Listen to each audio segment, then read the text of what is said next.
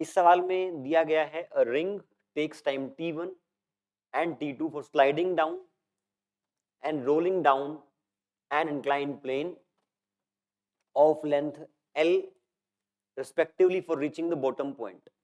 अच्छा सवाल है, भी बहुत बढ़िया सवाल है। अभी हमने देखा था, आप देखें ये कॉन्सेप्ट आप रोलिंग ऑन इंक्लाइन प्लेन में दो तीन चीजें पूछता है एग्जामिनर, या तो एक्सेलरेशन या टाइम या नीचे पहुंचने पे वेलोसिटी।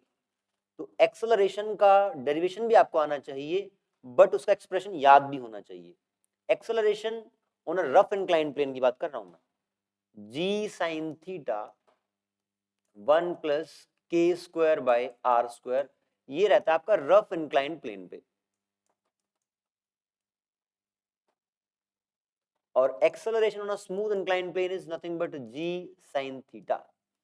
कुल मिला के अगर इस इंक्लाइन प्लेन के ऊपर एक ऑब्जेक्ट आपका स्लाइड करता हुआ आ रहा है, फ्रिक्शन नहीं है, तो एक्सेलरेशन जी साइन थीटा रहेगी। लेकिन अगर रफ है तो इसके ऊपर एक पीछे की तरफ फ्रिक्शन फोर्स लगेगा और नीचे एम जी साइन थीटा लगेगा, तो नेट एक्सेलरेशन नीचे जो जी साइन थीटा थी वो घट जाएगी, वो एक्सेलरेशन होगी जी साइन थीटा अपॉन दिस।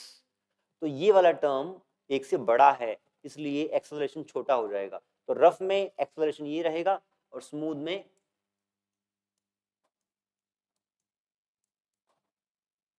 ये रहेगा। अगर आपको एक्सेलरेशन का एक्सप्रेशन याद है तो आप टी और वी बड़ी आसानी से मैनिपुलेट कर सकते हैं। देखते हैं इस केस में, फॉर एग्जांपल अगर आपको निकालना है प्योर स्लाइडिंग का टाइम यहां से यहां तक पहुंचने में, और ये लेंथ आपकी एल है, तो क्या आप S equal to u t plus half a t square लगा सकते हैं? L u is 0 two l by a का रूट, ये आ गया पर time. Time is equals to under root 2l by a. अब ए दोनों की अलग अलग है, तो आप अब ए का एक्सप्रेशन यूज करके टी निकाल लें। कुल मिला के टाइम जो है वो इनवर्सली प्रोपोर्शनल है under root of acceleration.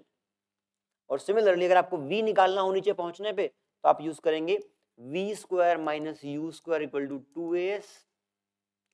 Initial velocity वो 0, फाइनली निकालनी है हमें एक्सेलरेशन।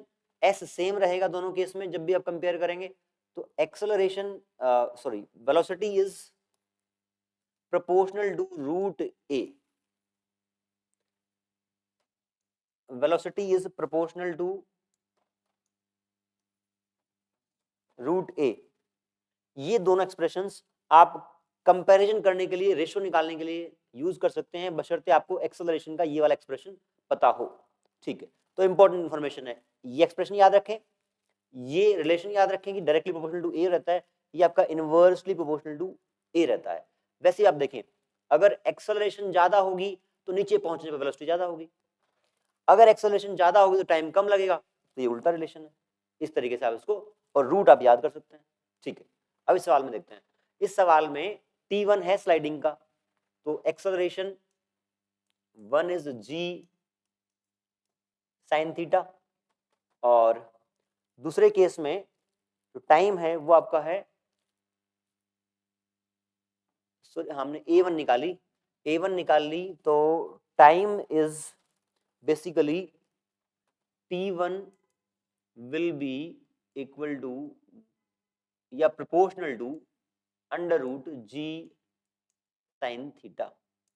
T2 को भी मैं डायरेक्टली लिख देता हूं, T2 is directly can be written as under root of this A, तो under root g sine theta, और नीचे वाला टर्म ऊपर आ जाएगा 1 प्लस